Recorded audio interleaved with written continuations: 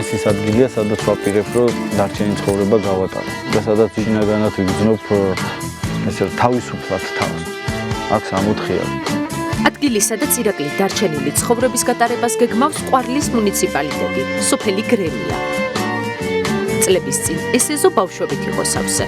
ახლა აქ მხოლოდ 87 წლის პაპა ცხოვრობს. მარტო თავისთვის შვილიშვილების მოლოდინში. რაო პაპი როგორია? როცა ამ სახლის მშენებლობა დავიწყეთ, დაახლოებით 7 წლის ვიქნებოდი, 6-7 წლის ფაქტიურად მონაწილეობას ვიღებდი ამ სახლის მშენებლობაში, აგურებს ვეზიდებოდი ხოლმე და მაშინ მაქედანვე მქონდა ამ სახლის მიმართ დამოკიდებულება რაღაცნაირი, რომ მონაწილეობა მქონდა მიღებული და ეთყობა მეც მთელი ბავშვობა უკვე სახლი რო დასრულდა, მთელი სამეგობრო, საახლობლო ძალიან ხშირად ჩამოდიოდით ხოლმე აქ და დიდი ემოციური დატვირთვა აქვს ჩვენთვის აქაურობას. გამომდინარე იქიდან, რომ ჩემები უკვე მოხუცდნენ, პაპა ჩემი, ბებია ჩემი გარდაიცვალა უკვე და რაღაც უფრო წინ უნდა გავიხედო, რომ აქაურობას ყურადღება მივაქციოთ.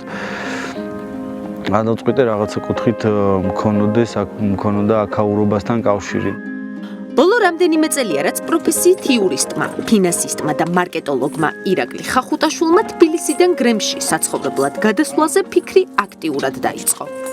თბილისში ბავშვობაში მეგონა, რომ იქ უფრო თბილისის ცხოვრება უფრო მისაღები იყო ჩემთვის რა და თუმცა მაშინაც მქონდა აქეთკენ მიდრეკილება აქაურობისკენ მაინც მიზიდავდა რაღაც შინაგანად და ეხლა უფრო და უფრო გძნობ, რომ აქაურობას მეტი ყურადღება უნდა მივაქციო, მეტად უნდა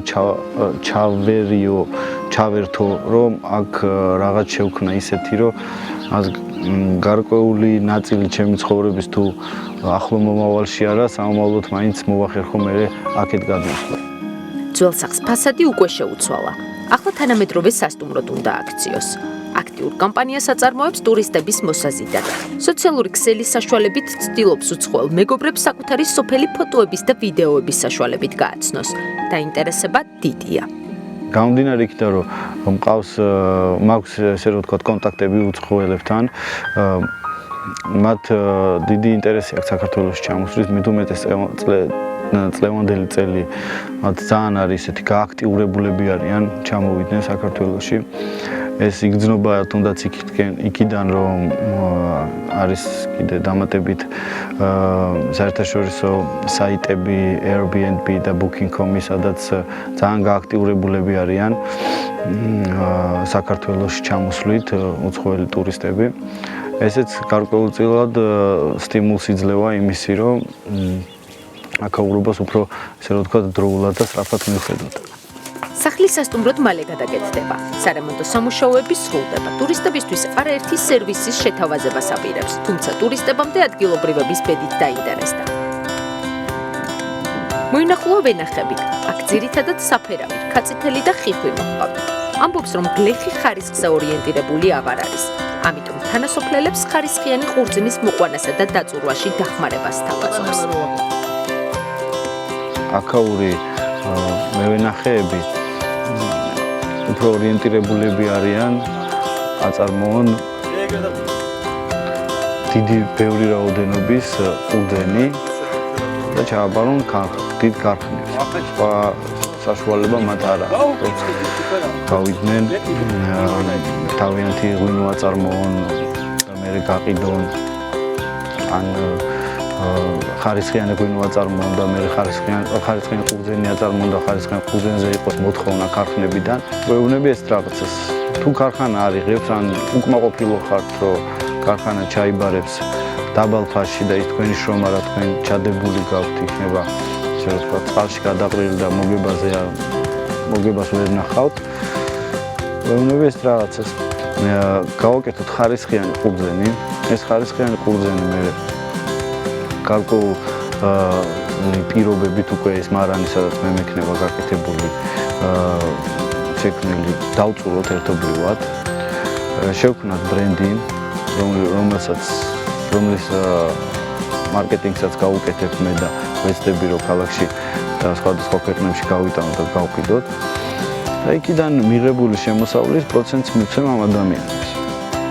ამათ ბევრად უფრო მეტი გამოუვათ შემოსავალი, ვიდრე ადგენდა ჩააბარონ ქარხანაში. და ამითი რაც მთავარია, სტიმულს და мотивაციას გაუჩენ, რომ მათ რაღაც გარკვეული ნაწილი მაინც თავიანთი ვენახების გადაიყვანონ უფრო ხარისხიან, ასე რომ ვთქვათ, ორიენტირებული გახდნენ ხარისხიან პროდუქტზე. მთელი სოფელი ფეხსევდგი ვართ, ახარებულები ვართ, რომ ასეთი რაღაც ლამაზი ამბავი რომ შემოვიდა ჩვენ სიყვარულში და გაგებაში. კახელი კაცისთვის ვაზი არის ნომერ 1. თუ რამე არსებობს შემოსავალი წყარო, რა წყაროთისაც ხოროს კახელი ადამიანი. უამისოდ, კახეთში ცხოვრება ძალიან რთულია. ბატონ ირაკლი გვერდზე დაგვიდგება, ყველაფერს გააკეთებს. ჩვენი გულისთვის და იქნება უძვირფასეთაც უყველაფერი. მას შემდეგ რაც თანასოფლელებს მისი ინიციატივა მოეწონათ, მარნის გაკეთება დაიწყო. ქვევრების ნაწილი მზად არის. რემში წელს კარგ მოსავალს ელოდებიან. ირაკლის იმედი აქვს, რომ თანამშრომლობის შემთხვევაში წელს კარგი შემოსავლის მიღება გლეხს ხარისხიანი ყურძნის მოყვანის სტიმულს მისცემს და მსურველების რიცხვიც ნელ-ნელა გაიზრდება.